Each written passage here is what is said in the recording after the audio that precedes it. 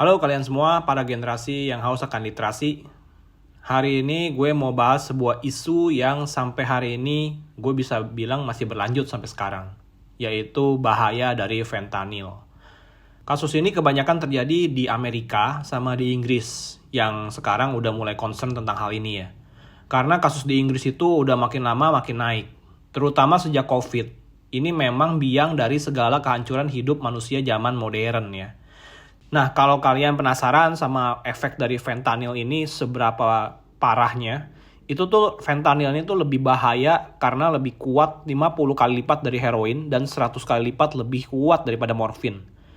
Dan biasanya itu dipakai dalam bentuk kapsul atau pil, atau bahkan digabung sama tipe narkoba lain yang efeknya makin poten lagi.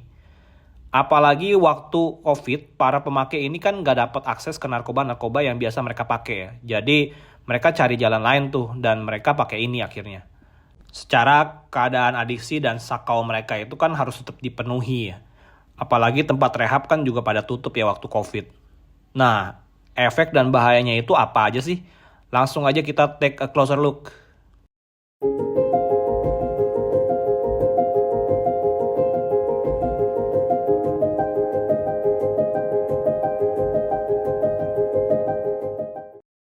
Fentanyl poisoning atau keracunan fentanyl.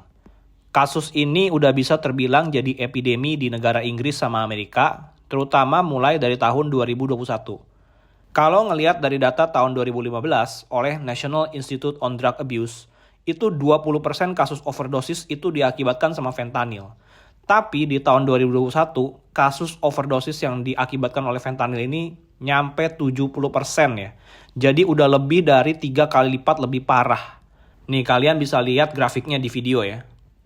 Jadi wajar banget kalau ini menjadi kekhawatiran masyarakat di Inggris sama di Amerika. Tapi gue jelasin dulu sebenarnya fentanyl itu apa sih dan kenapa bisa sebahaya itu. Kenapa fentanyl ini diciptain kalau malah buat bunuh banyak orang. Oke, dari latar belakangnya aja dulu. Fentanyl itu muncul di tahun 1960 sama seorang ahli farmasi yang namanya Dr. Paul Janssen. Dia itu berasal dari Belgia dan fentanyl ini pertama kali digunain tujuannya itu untuk anti nyeri ya. Jadi sebenarnya fungsi awalnya itu sama kayak morfin, yang tujuannya yaitu untuk pain management, terutama untuk pasien yang rasa sakitnya udah kronis banget, sama buat pasien yang kena kanker. Nah, fentanyl itu efeknya jauh lebih kuat 100 kali lipat daripada morfin ya, seperti tadi yang gue bilang sebelumnya. Jadi benar-benar perlu dosis yang ditakar, teliti sama profesional medis supaya nggak menimbulkan efek samping buat pasiennya. Makanya kalau dari kalian pernah diskusi sama dokter anestesi sebelum operasi, nah pasti kalian dianjurkan untuk tes kondisi badan kalian dulu secara total.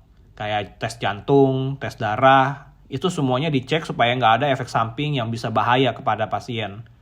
Karena fentanyl itu dipakai juga sebagai salah satu kandungan anestesi ya. Nah, sekarang gue mau jabarin satu persatu dulu tentang fentanyl ini. Dari Inggris dulu. Di Inggris, kasus kematian dari keracunan overdosis fentanyl ini nggak sebanyak di Amerika, tapi udah meningkat daripada tahun-tahun sebelumnya. Di tahun 2021 itu tercatat bahkan ada 58 kematian di daerah Inggris sama di daerah Wales. Dan ini ngebuat masyarakat Inggris itu makin resah. Karena kalau yang biasanya narkoba yang mereka pakai itu jenis kokain, heroin, sama morfin, itu kasus overdosisnya nggak separah ini. Nggak menormalisasi pakai narkoba ya, tapi hal ini udah menjadi keresahan baru nih karena kasus overdosis ini benar-benar ngebunuhin para drug users ini lebih parah lagi. Apalagi itu semua kan udah ketahuan ilegal ya, jadi pasti ada hukumnya. Tapi kalau fentanyl ini tuh bisa dicari dalam bentuk yang legal. Secara fentanyl ini kan obat anti nyeri ya. Atau masuk dalam kategori opioid yang tujuannya itu ngirim sinyal ke otak. Jadi di dalam otak itu kita ada yang namanya reseptor opioid yang ngasih tahu kalau badan kita ngerasa nyeri. Nah, tapi fentanyl ini itu nge-bypass sistem reseptor ini dan ngebanjirin reseptor kita supaya kita nggak ngerasa sakit sama ngurangin rasa cemas kita. Nah, tapi ada efek sampingnya, yaitu dopamin yang dilepas di otak itu jadi lebih mudah dan efek itu yang dicari sama para pemakai. Karena dopamin itu kan diasosiasikan sama reward ya, jadi si pemakaian ini dapetin high-nya dari situ. Tapi efek samping yang bahaya, yaitu waktu fentanylnya itu penggunaan dosisnya itu udah salah. Jadi posisi opioid reseptor ini juga ada di batang otak. Dan waktu fentanyl ini kirim sinyal terus-terusan, tubuh kita itu bakal diperintah untuk napas lebih lambat. Yang kalau dibiarinin terus-terusan ya mati. Contoh-contoh nama obat kayak Oxycontin, Vicodin, Percocet, dan lain-lain itu udah biasa dipalsuin buat jadi fentanyl ini. Jadi bentuk tabletnya sama tapi kandungannya beda. Ini epidemi yang udah dinamain opioid crisis, di mana orang-orang pemakai ini menyalahgunakan obat anti nyeri ini yang ada kandungan fentanilnya supaya ngerasa enak gitu ya, feeling high. Bahkan para pemakai itu ada yang nyampurin sama drugs lain ya. Jadi yang pakai heroin, tambahin lagi pakai opioid ini yang ada kandungan fentanilnya, supaya dapat high yang lebih tinggi lagi. Saking tingginya itu langsung nyampe ke depan pintu gerbang surga ya. Dan karena harganya juga lebih murah, ini yang ngebuat hal ini jadi krisis yang meresahkan. Apalagi dengan kemudahan akses yang bisa lo dapetin dari sosial media, dan juga dari marketplace online, itu pasti gampang banget buat dapetin pil-pil counterfeit ini ya. Kayak yang sebelumnya gue bilang, ini kan sebenarnya obat anti nyeri ini dosisnya lebih kuat lagi ya. Khusus untuk pasien yang benar-benar udah kronis atau enggak buat pasien kanker. Jadi secara normal pun obat ini dosisnya memang udah bisa dikategorikan lumayan bahaya gitu ya. Nah ini ada lagi yang ngubah kandungannya jadi lebih strong lagi. Bahkan para pemakai ini tuh nggak tahu sebenarnya obat apa yang mereka minum. Yang mereka tahu itu kalau obatnya itu tiba-tiba bisa bikin mereka high banget dan efeknya tuh long lasting banget. Ternyata obat ini ada kandungan fentanilnya dan itu ngebuat mereka overdosis. Kayak ini orang nih yang ada di video nih, dia punya temen, katanya tuh tiba-tiba setelah pakai dia tiba-tiba udah nggak sadar aja. Walau udah dibantu pakai naloxone supaya buat negasi efek sampingnya itu, tapi tetap nggak ketolongan karena memang efeknya itu cepet banget dan sebahaya itu. Sebenarnya hal ini bukan hal yang baru ya, tapi udah kejadian dari tahun 2010. Tapi yang kayak tadi gue bilang dari sebelumnya, setelah COVID tuh angka kematian disebabkan oleh overdosis ini tuh udah double. Bahkan hampir 3-4 kali lipat ya. Makanya orang-orang di Inggris bahkan seluruh UK itu semuanya resah ya karena ini mulai nyebar di Eropa. Dan kalau kita lihat lagi, ngelihat negara yang satunya lagi yaitu Amerika, itu kasusnya tuh udah bener-bener parah banget. Bahkan mulai dari tahun 2022 kemarin, fentanyl ini jadi penyumbang 70% jadi penyebab kematian overdosis dari pemakai yang berumur mulai dari 18 sampai 45 tahun. Yang rata-rata kasusnya itu nyampe ratusan ribu. Bahkan di US sendiri itu ada datanya dari CDC langsung, itu hampir 200 kematian yang terjadi per hari. Lu bayangin populasi dunia udah makin turun dan sekarang laju angka kematian yang kayak begini nih, ini nambah-nambah makin cepet aja. Kayak ada salah satu korban yang namanya Sofia Christoph yang berumur 16 tahun. Sofia ini tinggal sama bapaknya yang bernama Ryan Christoph. Mereka ini tinggal di daerah Boulder yang ada di kota Colorado. Suatu hari, si Ryan ini nelpon 911 dengan panik. Karena dia nemuin anaknya tergeletak nggak sadarin diri di kamarnya. What is the address of the emergency? Please come now. My daughter's unconscious. How old is she? 16. Sophia! Sophia! She's on her back. Please hurry. Got them on the way. Dia itu udah melakukan CPR, tapi untung polisi itu datangnya cepet. Akhirnya polisi ini juga melakukan CPR juga sebentar dan langsung kasih obat lewat inhaler gitu ya, yang akhirnya ngebuat si Sofia ini sadar dan akhirnya dibawa ke RS. Setelah diselidiki lebih lanjut, ternyata si Sofia ini selain pakai ganja, ternyata dia juga makan Percocet. Ya bentuknya yang kayak pil gitu ya. Tapi Percocet ini tuh udah dilapisin sama fentanyl ternyata. Jadi kandungan Percocet sendiri sebenarnya nggak ada fentanilnya ya. Tapi banyak banget pil-pil palsu yang beredar yang ada fentanilnya. Dan bahayanya itu, orang-orang yang kagak tahu ya pasti ini ngiranya Percocet biasa ini. Jadi langsung dia minum aja. Kayak ngelihat bentuknya aja itu udah mirip banget ya sama obat Percocet aslinya. Kalian bisa lihat di videonya. Jadi ya harus dipastiin obatnya itu benar-benar lewat resep dokter dan jangan beli lewat temen atau bahkan lewat sosial media. Ya tapi walaupun si Sofia ini ngaku kalau misalnya dia tuh ternyata udah nyobain jenis-jenis drugs yang baru dari setahun sebelumnya. Sampai akhirnya dikasih peringatan dari sekolah karena nilainya itu terus menurun.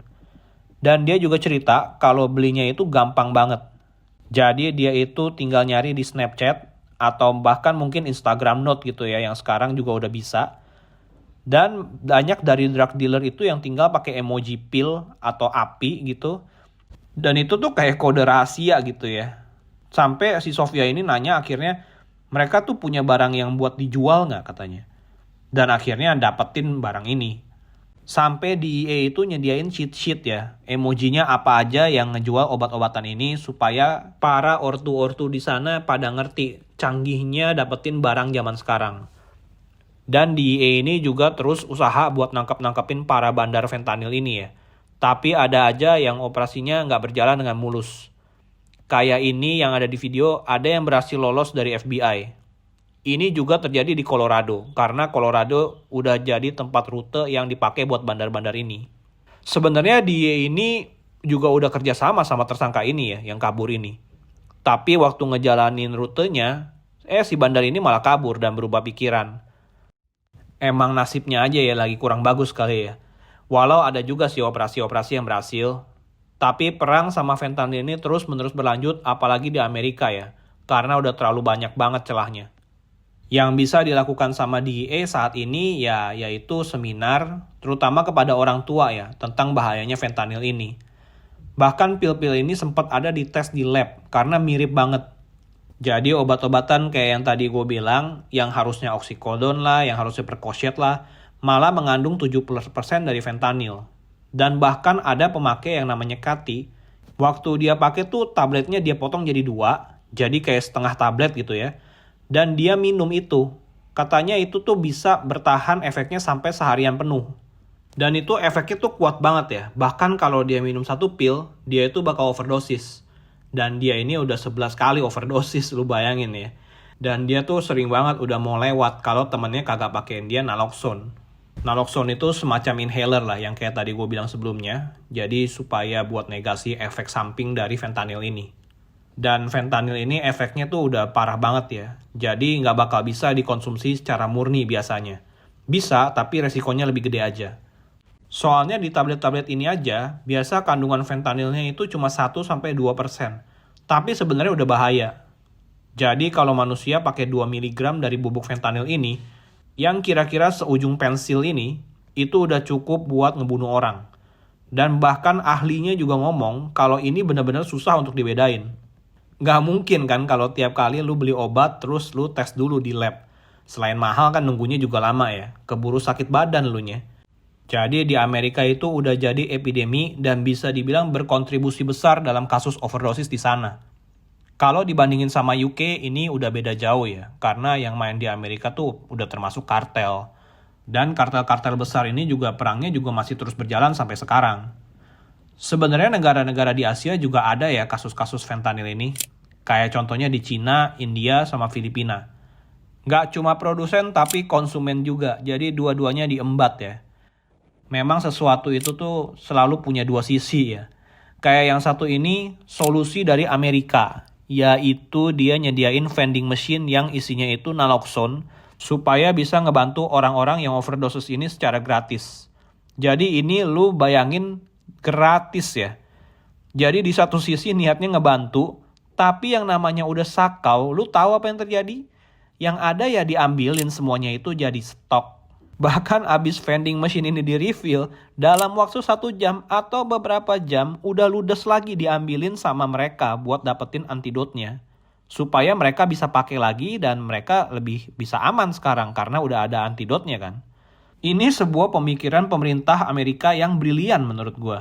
Yang namanya orang sakau ya pasti nyari terus, apalagi lu kasih obatnya ya.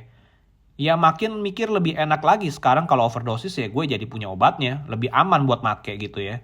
Selalu ada 2 sisi ya, walaupun niatnya bantu tapi ada juga sisi negatifnya. Kayak ibarat orangnya dikasih voucher gratis ya pasti mau-mau aja ya. Terima aja dulu, urusan belinya pakainya ya belakangan. Akhirnya ya vending machine ini ya ngabisin duit negara dan kasus fentanyl ini ya tetap berlanjut. Bahkan mungkin bertambah besar karena kan anggapannya sekarang udah ada obatnya ya. Jadi yang ada mereka ini bakal terus-terusan make fentanyl ini. Jadi ini namanya bukan merehabilitasi ya, tapi menormalisasi. udah nggak habis pikir lagi gue. So itu dia bahaya dari fentanyl dari kedua belah negara yang bisa dibilang lagi berperang supaya bisa bersih. Gue cuma berharap kalau hal ini jauh-jauh lah dari Indonesia. Dan kalau menurut gue pun memang Amerika itu udah hancur banget ya. Karena udah terlalu banyak imigran gelap yang kesana. Mau itu karena terimain pengungsi-pengungsi perang gitu ya dari Ukraine atau dari Rusia atau bahkan dari Israel gitu ya. Bahkan imigran-imigran gelap dari perbatasan bagian selatan itu banyak yang kesana. Yang semuanya tuh nggak tercatat di sistem. Akhirnya malah ngerusak dan ngebahayain negara sendiri. Moga-moga hukum imigrasi di Indonesia juga lebih ketat juga ya, supaya nggak kelolosan hal-hal beginian. Mungkin dari kalian ada yang pernah dengar soal ini, atau bahkan punya kenalan yang punya cerita dari sana. Bisa di-share juga di kolom komentar ya. Gue juga mau mengucapkan stay safe buat kalian yang ada di Amerika, karena keadaannya lagi parah banget kan di sana. Apalagi baru aja terjadi percobaan pembunuhan ke Donald Trump ya. Kaum kiri ini semakin lama semakin menggila ya, karena udah nggak make sense banget actionnya ini. So jangan lupa like, share, dan subscribe, supaya gue juga bisa tahu kalau dari kalian ada yang nonton. Akhir kata stay safe, be critical, and stay critical.